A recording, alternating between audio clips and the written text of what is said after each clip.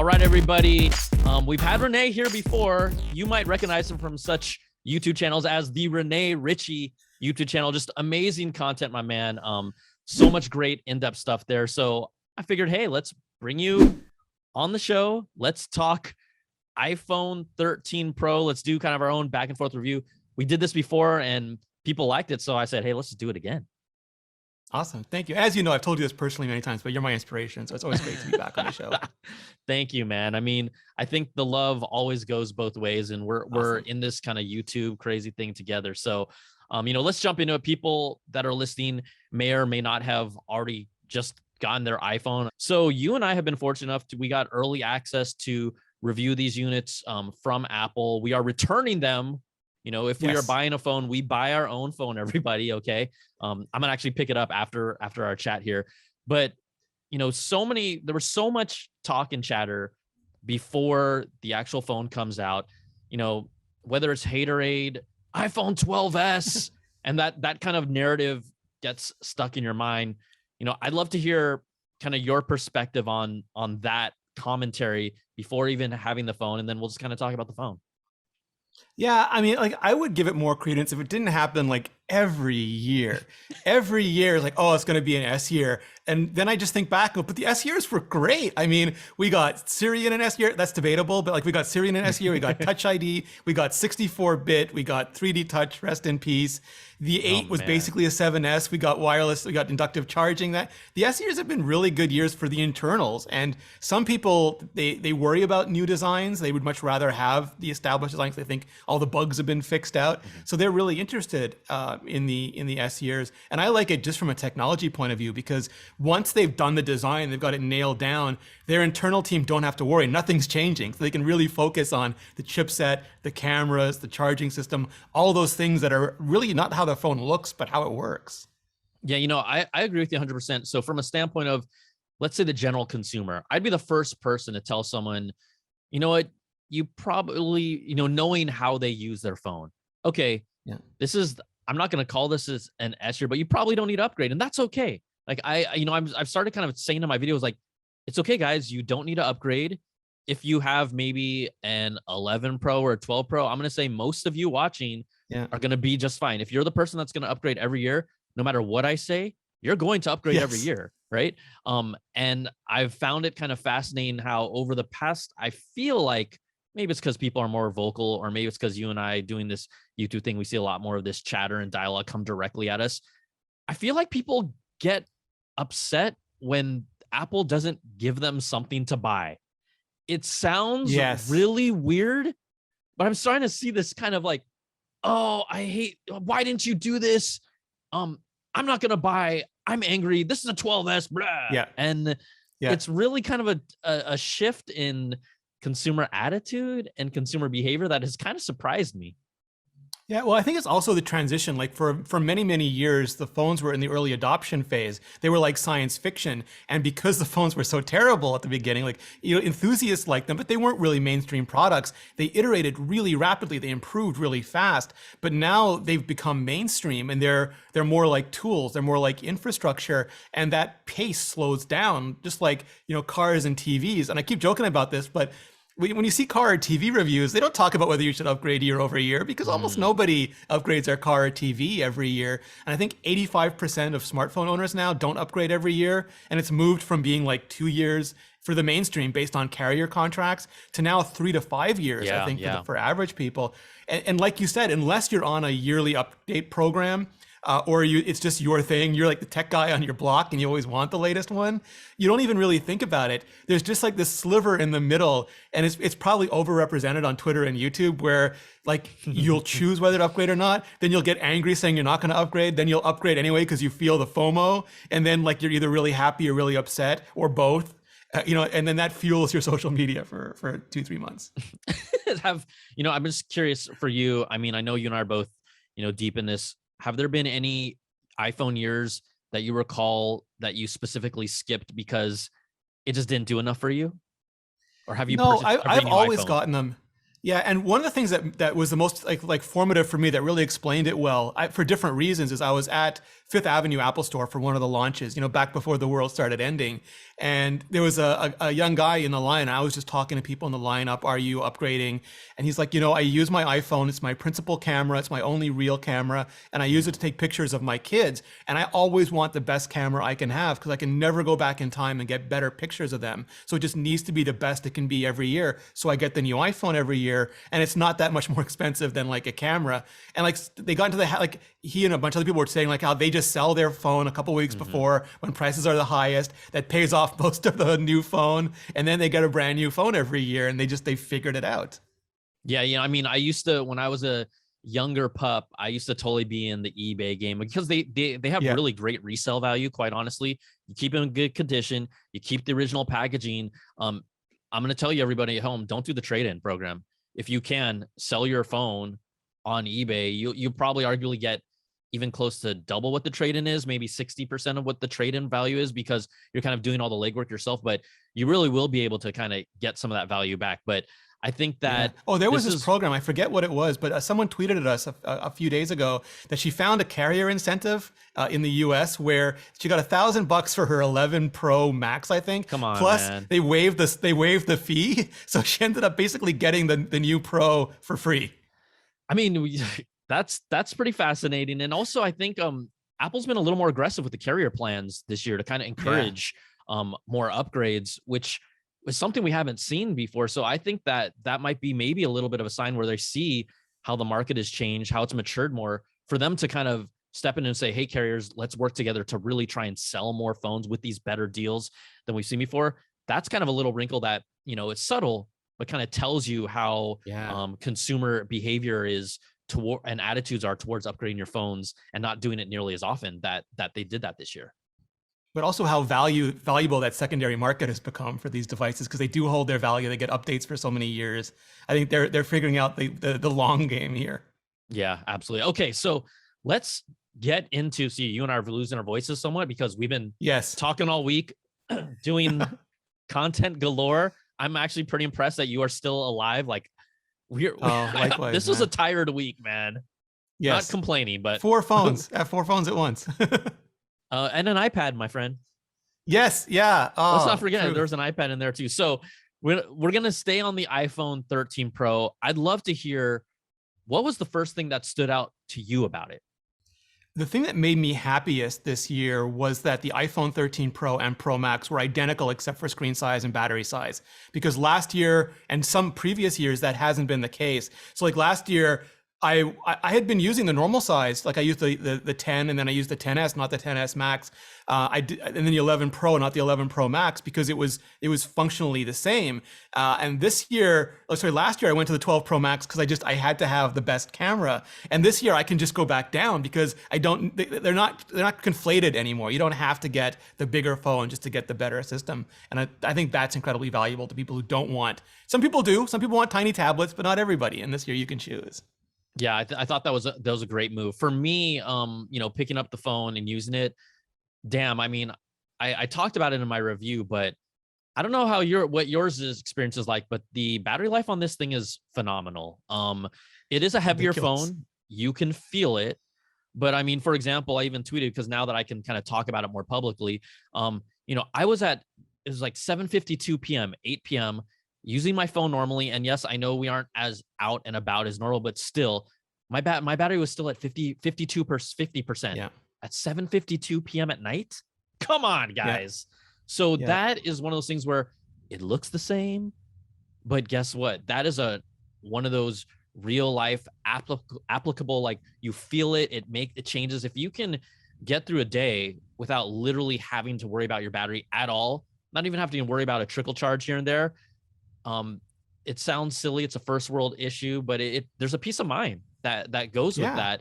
And I think it's super understated. I remember the 11 Pro. It was a phone that I was not expecting to upgrade. The triple lens camera system blew me away, and the battery life at that time blew me away. This phone, this 13 Pro, if it's important to you, the battery life is pretty ridiculous. It's definitely, I mean, it sounds always silly to say, oh, it's the best it's ever been. For me, up to this point, this is the best battery on an iPhone that I've ever experienced. And if I can get through a whole day, that matters. Yeah, and I mean, especially this year, because last year I feel like the 5G, they were on an X55 modem, and the 5G really took something right off the top of the battery life, especially on the Mini, because the battery just wasn't so big. And this year, I know it's like not one of the pros, but the Mini is better than the 12 was last year, and the 13 Pro Max. I don't know if you saw it because it was all buzzing over Twitter today, but Arun did his usual, Mr. Who's the Boss did his usual battery tests, and he had to cancel his plans because the iPhone wasn't dying. Like it was just, I think it got 10 hours on his torture test, where like he considers 5 hours good for a phone, and it just kept going. And that was my experience. Like it was hard. I do Pokemon Go to kill this stuff because every radio is lit up, the screen is lit up, it's hitting like every part of the phone, and it just doesn't die. And that was coming from a 12, where I could kill a 12 Pro Max in a day with Pokemon Go. I could kill it by like 5 p.m. if I really tried. The normal one is good. The Max is even better. And if you're doing, that's for mixed workloads. Like Apple's numbers are good, like an extra hour and a half, an extra 2 hours and a half. But if you're doing optimized workloads, like just watching video, it's like 9 hours more or something than last year. It's ridiculous. And the part that really, like, I don't know how to, it depressed me a little bit, is right after the A15 was announced, people were like, oh, Apple's losing it, they're not doing anything. And it was still 10%. It's still 10% year over year, which is average for an A series processor, but it's delivering 10% better performance with this much more battery life. And those things are not usually connected. Like usually you have to sacrifice on one end or the other. Yeah. So battery life for me, A++. Yes. Not even a question. A+++. If I could give it as many, I mean, that's a good Apple. Okay, I shouldn't. I need to keep. I love that. Yeah. So, all right. What other things that stood out for you? I really liked cinematic mode more than I thought I would. And not that I thought it was going to be bad, but I thought it's Gen 1. My expectations are going to be super low. It's going to look like iPhone 7 portrait mode. And it does. Like it has the same challenges still with depth detection and segmentation masking, like around the ears and sharp edges, things like that. But it's got the same emotional resonancy that I feel with things like portrait mode, where it's just like I can shoot and pick focal points and change bokeh live on the camera and in post. And when you look at that, like I used Baby Yoda and Baby Groot because I had to, like for one of my video tests, and just being able to rack focus between them, not perfect, but it feels like a movie or a TV show in your hand. Yeah, I think it's an incredible tool. I mean, for me, I evaluated it and I was already fascinated by it before I got it. I really enjoyed it. It's not bad by any means. It's such a new creative tool. And to your point, right? It's first gen.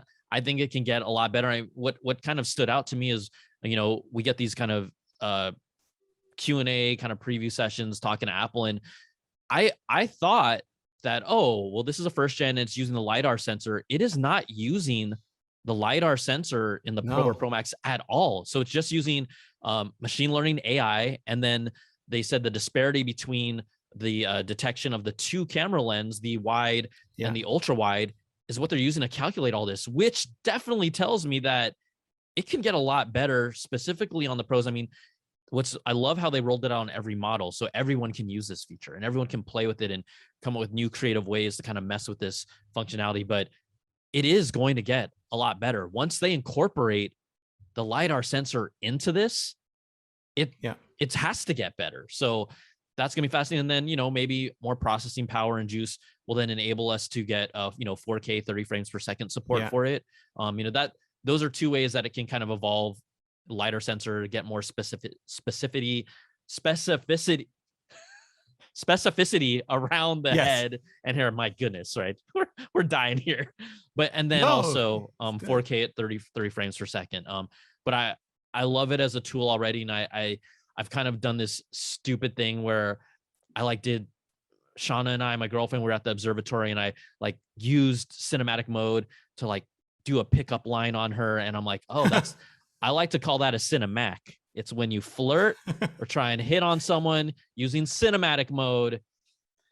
It's my jam. So I think there's a lot of things that we don't anticipate this will be used for. And I think young creators, TikTokers, social media people, they're going to have fun with this. But it's incredible to see this on a phone. And the first gen, if this is the first gen, very, very, very good showing.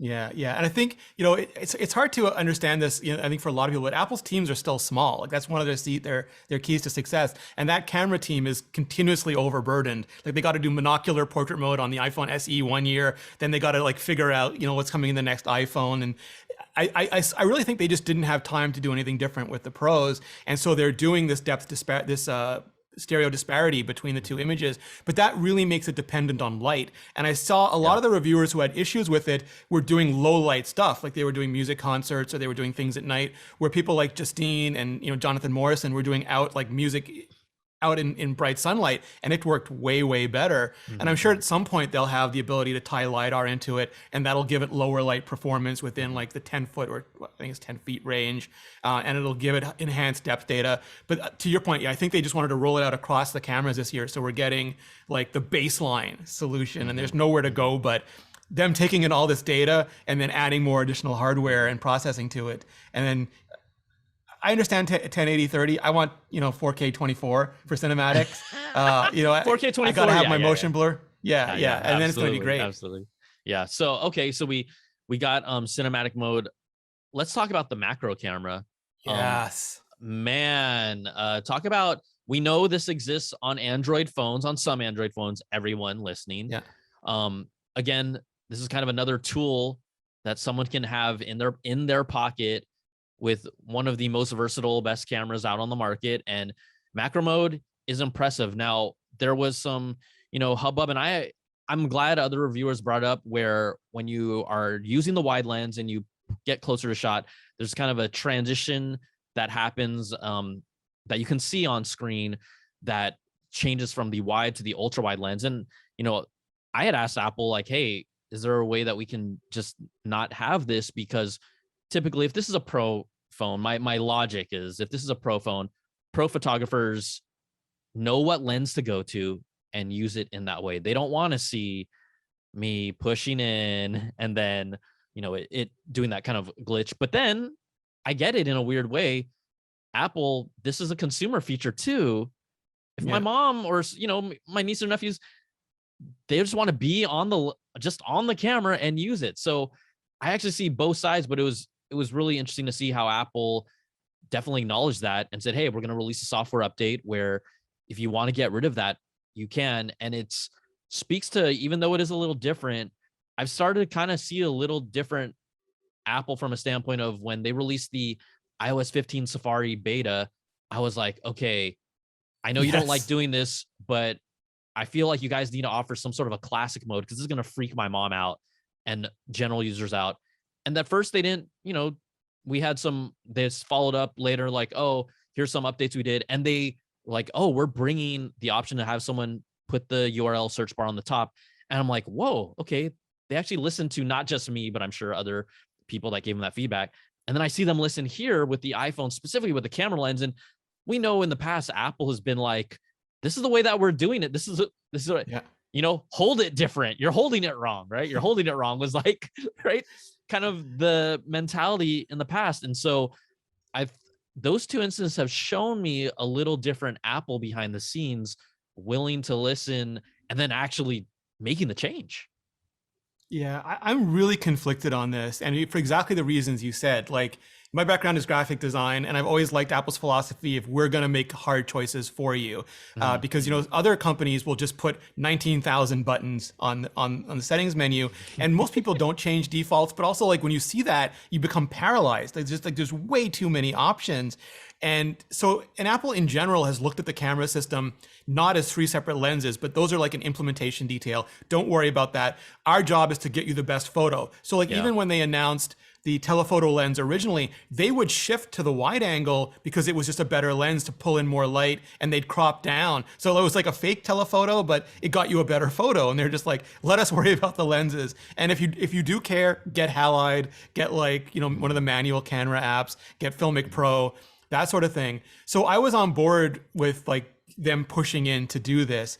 And then it got flipped around on me because I forget maybe it was Ray Wong or somebody's like, but I want like a blurry thing in the front. I want that bokeh in the front, and I want to take a picture of something else behind it. And I can't do that anymore because the camera just flips to macro mode. I'm like, okay, totally 100% makes sense. And then at the same time, I'm like, I just shot HDR accidentally because, well, not accidentally. Like you couldn't not do HDR in the review units we got for cinematic mode. It was just a bug that they're fixed, but it was always HDR.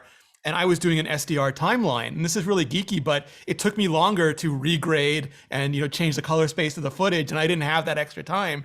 And I'm just like, can you please, like, you've got a 4K 1080 button, you've got a 24, 30, 60 button. They're just, it needs to show you in HDR like it used to with photos, and let me press that button to turn it off. I shouldn't have to go to the settings and like try to find it every time. And then when I airdrop it, because you're keeping both the SDR and the HDR tone map, just let me choose which one I want to airdrop. So like I had to airdrop to an old iPad because then it automatically gives the SDR map, and then re-airdrop like an animal. And we can get to, I recorded my whole A-roll in cinematic video, and it was gigs, and I was trying to transfer that over Lightning or AirDrop, because we can talk about that eventually too. But I'm just like, we need that as a setting, pretty please. Even honestly, when you go into macro mode, just a notation on the corner, like macro, it's just, subtle things. And I'm sure things like that will come around. Like, so people that are listening to us are probably like, wow, you guys are really high on the iPhone 13 Pro. And I don't know if I'm really high, but these are honestly legit highlights of what makes this phone. And we'll kind of talk about our overall assessment of it later. Any other highlights for you that we haven't talked about, or maybe surprises, and good or bad? It doesn't have to be like no, I mean, well, so there's a bunch. Well, first, like, also we're geeks about this stuff. Like I got a 100mm macro lens for my Canon camera because I love to shoot macros, and being able to shoot them on my iPhone. And I concede, like Brian and I will both concede, that either Nokia or HTC invented everything about cameras for phones back in 1812. There's very little new. It's just like implementation that changes now. So like they've had cameras with like phones with 9 cameras on them. There's nothing really new here. It's just like they're making it mass market at this point, which is really great to see. But for me, like, the frustration was really trying to move big video files through Lightning or AirDrop, and it's only going to get worse because I believe ProRes is going to be 422 and like 3 gigs a minute. And if we record like 5 minutes of video, that's like 15 gigs. And I know people want USB-C on their iPhone, and I know Thunderbolt controller chips aren't small, but like if these are really pro cameras, I use Thunderbolt to get footage off the camera I'm using right now. I want to use Thunderbolt to get ProRes off of the iPhone when it's available. It's just like Lightning is just not fast enough anymore. Rene, I'm going to even break your heart even more. The actual numbers, because I had asked them specifically, it's for 1 minute of ProRes at 1080p to 30 frames per second, at 30 frames per second, is 1.5 to 1.7 gigs. Okay, a minute. Yeah. 4K, 30 frames per second. Sorry, not 24, but I'm sure they'll give us the option. Hopefully, 4K at 30 frames per second for 1 minute of ProRes video, 6 gigs a minute. Ouch. Not even 3, my friend. So that's one of the criticisms I put on. I'm like, okay, ProRes is going to be a software update later. You're telling me I'm going to squeeze this thing through Lightning? You're telling me I'm going to squeeze this thing through AirDrop? And hell no, we are not going to use 5G. Even try to find, you're not going to find it, but to try and even say, oh, you could upload it over 5G. So that becomes, from a practicality standpoint of workflow, okay, I'm not going to celebrate when they bring USB-C to this phone. Eventually, I hope. Eventually, the EU is trying to propose. It has proposed, and this has been in the works for a long time, to basically force or have a mandate for manufacturers to have a universal connection, and that would mean Lightning would potentially go away. But by the time this gets pushed through, it'll be maybe 2 years or so, and Apple will probably have USB-C by then. But to put ProRes video on this, which is, and we'll see how much we use it, I've got to play with it and be like, is ProRes on an iPhone really worth it for a creator like me? I hope it is. But the data the transfer of those files, that's a whole different ball game. And now hardware, we're not necessarily equipped with a nice pro workflow, and that needs to change. Yeah. And it's going to be like, for me, I use, like, I'm recording in 10-bit right now, like 10-bit XF AVC, just because if anything is wrong, it gives me a lot better opportunity to fix it in post. Like, it's not a fragile format. And the same thing is true for ProRes. Like, if you don't care, like, you can shoot in HEVC, it's fine. But like, as mutual friend Alex Lindsay would explain, when you're shooting with compressed mode, you don't get leaves and trees. You get a green texture that at a distance looks like leaves and trees. When you shoot with ProRes, you get leaves on trees. Like, so if you're showing anything there, the texture is important, the background's important, the feel is important, or you're not sure of the conditions, or like sometimes the iPhone doesn't get it right. Sometimes it's too warm, too cool, overexposed, underexposed, and your ability to recover that is really limited in like H.264, H.265. So there will be situations, but now I'm going to be concerned about how long I record for, and it's the last thing you want, like when you're doing production work. Yeah, I mean, there's a reason I right 4K at 30 frames per second ProRes is not going to be an option for the 128 gig iPhones, and yeah, Yes. it's six gigs per minute. That's why. So we have that. I think that with these phones, what I do appreciate though is whether, again, this is the thing that we always have to consider is you and I create content for a living. Our workflow is literally like, hey, I need to grab this thing on my phone. I'm going to get an airdrop it on my computer. I'm going to drop it on my timeline and edit it. That is a workflow, like a tool in our kit that is invaluable. Like I can't do that with an Android phone. Like I honestly, I can't make that seamless transition.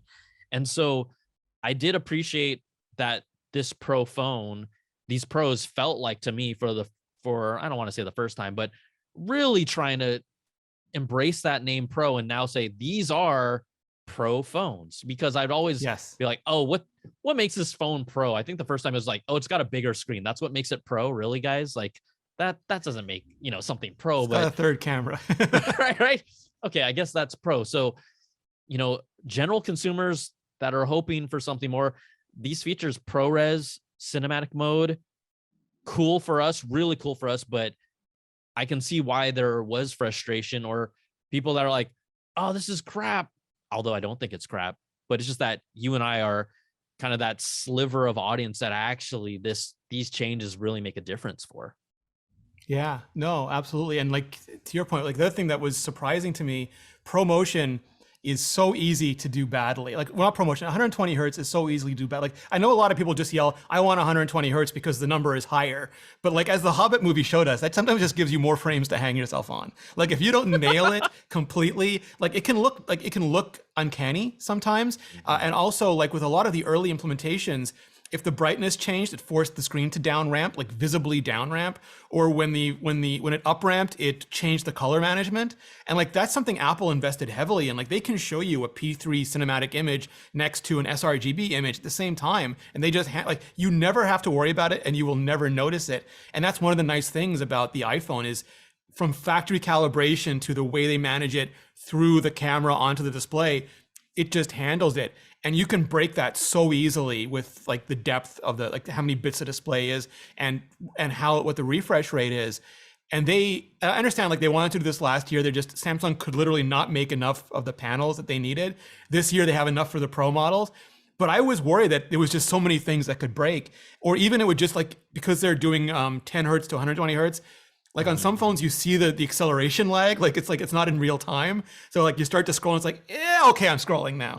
They just nailed it. They nailed it to the point where like the iPad Pro, it feels invisible to me. I can tell the text is crispy when I swipe through it. I can tell like the video game we got to try out, Catalyst Black. I could tell the frame rate was like really, really high, but I never noticed it. It never took me out of the experience. And that I thought was really, really hard to do, and they did it really well. Yeah, because we aren't around people, if I could do this in normal times, I would literally go on a street, set up a table, and just get 50 people, put two phones side by side, and just see and just be like, what's different? And I don't know I don't know how many people would pick up on it. Even my girlfriend, when I gave it to her, I said, what's different? She's like, do you know what she said? She's like, I don't know if this is true, but it kind of feels like that soap opera effect you see on TVs that you always tell me about. Yeah, that can happen too. That she's like, so that she just said that, so it looks smoother. It's like, I'm not used to it, but, and I, then you tell her, oh, these are the advantages of it, from a standpoint of there's gaming advantages. It does look smoother. Artists, the kind of the one-to-one relationship with, drawing in artwork and things of that nature. But, if I could, I would have loved to get even just 30 people in a room that have no idea that I have the iPhone, or they don't even know which one is which, and just say, what do you think is different? And just see what they'd say, right? It just, that's always interesting to me, because I don't know how many people, general users, would really pick up on it. I don't know, you and I were around this stuff. I mean, I've also used the 120 hertz display on the S21 Ultra and Samsung stuff for a while, and it's gorgeous, but it's nice to have, but it didn't make as much of an impact on me, because we're around it more. Well, there's also there's a huge disparity in just like in human beings. Like the difference between 1080p and 4K for like a lot of people, they don't even notice it unless they're really, really That's close. a great point. They're just, their vision isn't sharp enough. But SDR to HDR, most people notice because we are color sensitive. Like a lot of people are color sensitive enough to notice this is way richer, way deeper, deeper blacks, better highlights, reds look better. Like they won't always know exactly what it is, but they'll just say, oh, wow, this image looks dull now and this one looks good. 120 hertz is similar to like the 4K. There's a lot of people whose vision just isn't acute enough to notice any difference, and that's fine. And there's some people, like I think that the highest a human eye can go is 480 hertz, which is just technologically impossible now. But they've done green diode measurements on human vision, and you can see it up to 480 hertz. Then you start to top out at that. But I think even if you don't appreciate the experience of the 120, the amount of battery it gives you back on those Pro phones is so astronomical that you'll appreciate the 10 hertz even if you don't know that it's there. Yeah, with the adaptive rate refresh. Okay, so let's talk about maybe things. I guess it's still in the Apple ethos, but we didn't see any type of. This is a type of phone that, and I know they make their plans way ahead of time, but it would have been perfect, or it would have been nice to get a Touch ID power button on here. And what's interesting is that you look at actually the iPad Mini, and it has USB-C. And it has a Touch ID power button. And I'm like, damn, like in a weird way, you look at that product, and I'm not saying it's the iPhone, but they put it on there. Yes, the roadmaps are different, but I'm like, those are two like kind of fundamental things that we could see. And fine, maybe they bring it next year, but it's been so long. And especially with the climate of pandemic, like I just felt those are two things that you add that in, it definitely, whether it looks the same or not, I think you get a lot more people upgrading if you added those two features.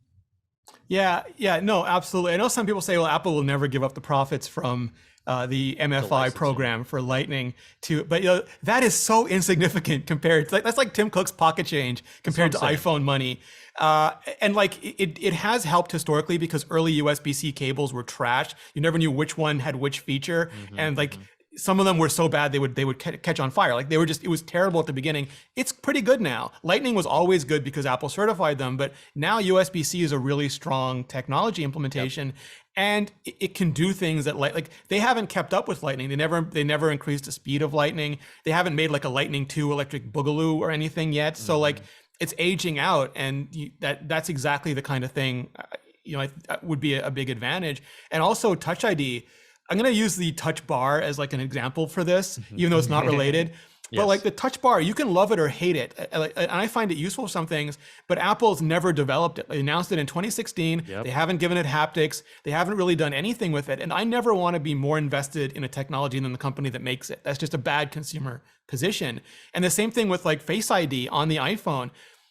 The iPad can already do it, like 360 degrees of Face ID. The iPhone still can't go past 45 degrees. Like where is it's still limited when it comes to masks. The Apple Watch helps, but not everybody has an Apple Watch. And the facial geometry, as far as I can tell, hasn't improved to be like just to be considerate of people who are wearing masks. And whether they can do in-display fingerprint or not, just putting that Touch ID there would mean so much to so many people. And yes, I'm not paying the bills. I'm not doing like the bill of goods. I'm not like looking at price structures for all of this. I can just tell you as a consumer, that stuff would be kind in 2 years that had not been very kind to us.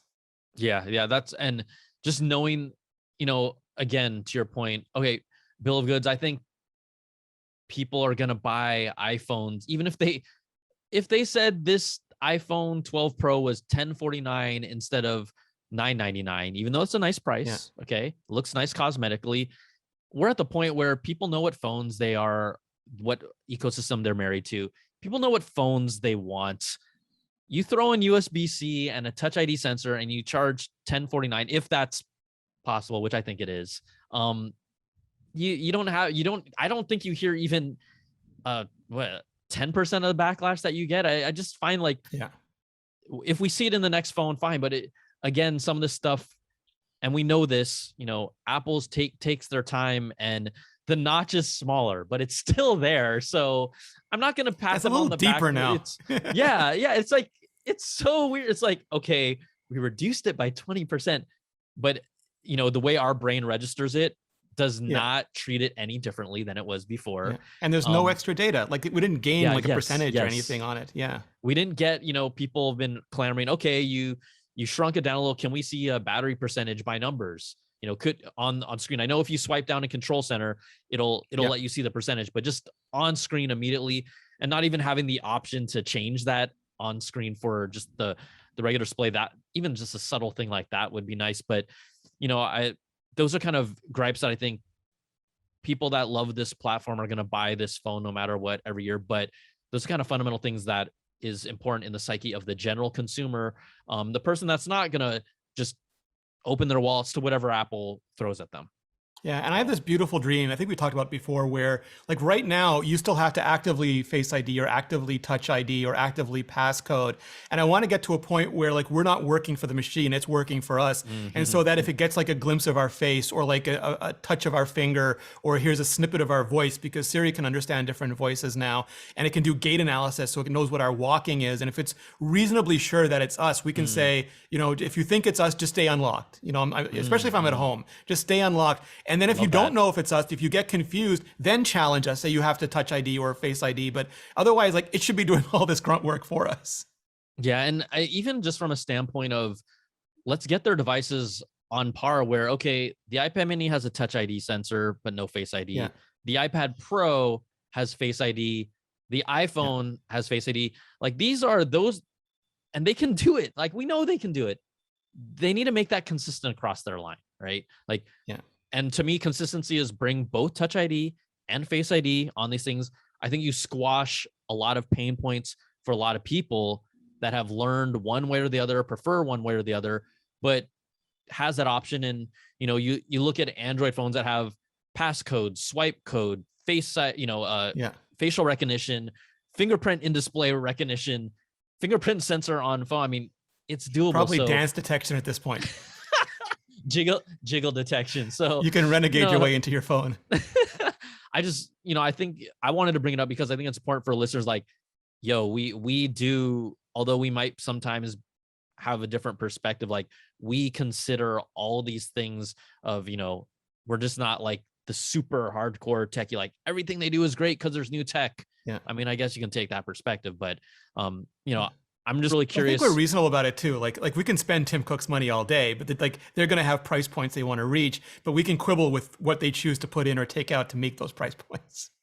Okay, here's another thing. When we talk about people buying or upgrading, do you feel, based on the feedback that you've received from whether they're people in the tech space or the consumer space, that the iPhone 14 leaks, if true or not, hurt this generation's upgrade? I think, there's always going to be some Osborne effect. Like that's, and if people aren't familiar with Osborne effect, that just means when you talk about future technologies, it makes people less likely to buy present technologies because the future is not a real thing. Like it can be anything that you dream it can be. And right now, the iPhone 14 can be this beautiful dream. I looked at some of the rumors and some of them don't make sense to me just from physics, like a point of view, but that doesn't matter because somebody sees it and they're just like, oh, that's what I dream. And when it doesn't exist, that it can be everything that you dream. So I think for the percentage of people who are tuned in to the rumors, it will give them like, I was going to update this year, but I'm going to wait. But I think because we're in tech Twitter and tech YouTube, we overrepresent how many people that really is. Even though it's trending on Twitter, even we see people buying iPhone 12s the day before they announce the iPhone 13. So I think in large, it doesn't really hurt Apple. It just annoys them more than anything else. Yeah, I mean, I've had a few people that have said, I'm not going to upgrade this year because I'm just going to wait for the 14. So I think it maybe has a little bit of a dent, but when you say in the whole large scope of things, is Apple going to sell tens of millions of iPhone 13s this year? They will.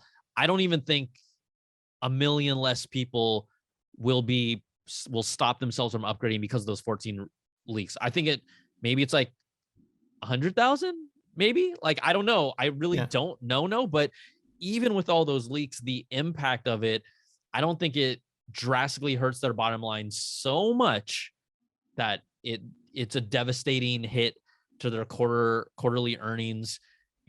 Apple has been smart to diversify, right? It's all about services now to really drive a lot of revenue. I'm still curious about the Apple Watch Series 7. As time has gone on, I feel less and less inclined to upgrade. I have a Series 4. I never upgraded the 5 or 6, and it does everything I need to. So even though the tech upgrader in me is like, hey, I haven't upgraded in 3 years, I should get the 7. As time has gone on after the announcement, I'm like, I don't know now. And I at first I was like, I'm definitely going to get the 7 just because it's been 3 years. I don't know. That's one review that is going to really make it or break it for me. And I love that because it makes it more fun to be like, is this really worth the upgrade? So, and they're so different. Like the iPhone market is so mature now. Like most people have a smartphone. Most people have a fairly recent smartphone. So you're really talking about upgraders and then a small percentage of switchers every year. But there's so many people who don't have an Apple Watch. I think Apple really focuses on how do we get like the 80% of iPhone owners who don't have an Apple Watch yet to buy their first Apple Watch. And I'm very much like you. Like for me, it was the always on display, because before that, it was an Apple Watch whose primary function it did not serve. Like, a lot of the time you just couldn't tell time. And that was like, you have one job according to your name. So for me, the always on display was like the biggest seller for me. And then this year, whether the bigger screen or not, is that helpful? Like I'm gonna have to figure that out in the review, but I don't think it's about yearly upgrades, especially with the Apple Watch. It really is about getting people into their first Apple Watch. We talked about the iPhone 13 Pro and Pro Max. I'm assuming you got a Pro. You didn't get a 13 or 13 mini, correct? Yeah, I got the Pro Max again. Like I was thinking about just going for the Pro, but I've been using the Max, and I might switch it. I reserve the right to switch it depending on. I'm gonna spend. I usually keep the review units for a little while because I want to do like a 2 week and 1 month later review of the different models as well. And I'm not going to buy all 4 models again this year. So I'm going to spend more time with the regular sized one, and then maybe I'll switch that. But I went with the Max again just because it's so big. Like it's like it really is a tiny tablet, and I can do everything on it. So what is your, even though I know you're getting one, and obviously I'm getting one, what would be kind of like, if we tied it up in a bow for you, your overall assessment of this iPhone, and in comparison to maybe someone who might be looking to upgrade or not? Like what's the Rene Ritchie take? Yeah, I think Apple spent their time and their budget, everything, like their silicon budget, their transistor budget, their space inside the device budget. I think they spent it super smart this year because they focused on the 2 things that survey after survey tell them that customers care about the most, and that's battery life and camera features. And the battery life is just such a significant improvement, especially if you're like an iPhone mini person. It's a difference between like going all day and going into the night, which is like a huge difference. And if it's the Max, it's like going from more than a day to well into the next day, depending on what your workload is. And that's a huge difference. And then just the camera features, every year, there's more like modes to play with, which is fun, but also just the pictures are better and better. And I have a Canon R5 that I take around for photography, and I use it for a bunch of things, but the less I have to carry that, the better. And the better photos I have, especially because I'm going to use stuff that I shoot on this for the next year. So the best quality I have, the best it can help me fix mistakes that I make still in all that photography, the better. So for me, those are the 2. If battery life or camera have been an issue, if you're hitting up on that battery limit, or like you take photographs in like you're a concert photographer, or you take photographs in places where you are hitting those limits, this will get you even further on both those things. Yeah, I mean, I 100% agree. I'll still take the perspective of, I think the 11 Pro and 12 Pro, or any of those phones in that line, depending on where you sit, whether you're a regular 12 or 12 Pro, I mean, the cameras are still pretty, like not even pretty. They're amazing. They're more than capable. Once you get to that triple lens system level, I mean, the cameras are phenomenal. And so that's why if someone's like, should I upgrade? I'm like, yes. If you care about the best camera, those are the type of people that are going to upgrade every year, like you know, and almost for me, I almost upgrade every year. So that's going to be like, okay, you guys are there. But, you know, if you're happy with your phone, whatever phone that is, like, don't upgrade. And it's that simple. I just feel like people don't hear that. And maybe there's, like you said, there's the point of the FOMO of, oh, I don't have the latest iPhone. Like, I think over the past year and a half, like, man, I'm grateful for everything that, you know, we have. And if you don't need a new iPhone, don't get a new iPhone. But the battery and the camera is what this thing is all about. I mean, literally the title of my review was iPhone 13 Pro review, battery, camera, everything pro. So, you know, your summary and mine and what, you know, summed up in like 80 characters is exactly how I feel about this. So I think it was, obviously it's not a groundbreaking product at all, but it's a nice upgrade. And if you fit in that cycle, then, you know, go for it. I think you're gonna be super happy. And one of my friends who has an 8, she's like, I'm gonna get the 12 Pro, or sorry, the 13 Pro. Yeah, I've seen what might happen with the 14, but I don't care. But I need a new phone. And I think this is like going from an 8 to this. That's a game changer. That is a game changer. Yeah, that's a nice upgrade. And there's a lot of people in that space. So I think it was a solid phone for this year. It's not, I mean, call it a 12S if you want.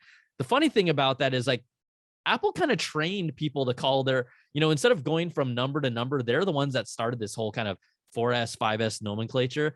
And now they're like, obviously they're staying away from that. We go from 12 to 13 and we'll probably go, or 11, 12 to 13 and probably 14. But, you know, I think the fan base can't help but be like, oh, I didn't get what I wanted. It looks the same. It's got to be an S year. Well, it's pure marketing. Like they didn't make a 7S, they made an 8 because they didn't think anybody would buy a 7S when the 10 was coming out, but giving it a whole number, that would make it more exciting. But then the 10S, they wanted to tamp down expectations because it wasn't a huge difference. And they're like, well, if we call it the 11, people will say it's not like a great upgrade, but if we call it a 10S, then they'll be like, oh, it's, you know, it's an iteration on the 10. So it's like marketing is pure psychology. They just, they decide to either hype things up or tamp them down. And that's the name they pick. And they could call it anything. I keep joking, like they could call it the iPhone Dark Knight Returns. It doesn't matter. It's a decision they make in markening. So I like that one. This year they wanted the number, and they weren't shy about lucky number 13. All right, Rene. You know, could you tell people that are listening or watching the ways that they can find you on the interwebs and all your great content and where to see it? Sure. Thank you so much. I'm youtube.com/Rene Ritchie or twitter.com/Rene Ritchie. I'm at both of those things. And again, huge fan of your work, Brian. And thank you so much for having me. Man, always great to have you here, Rene. We will do it again. I mean, we always do it, you know, and so love having you here. Thanks for all your great insight, and we'll see you soon. Okay, buddy? You too. All right, later.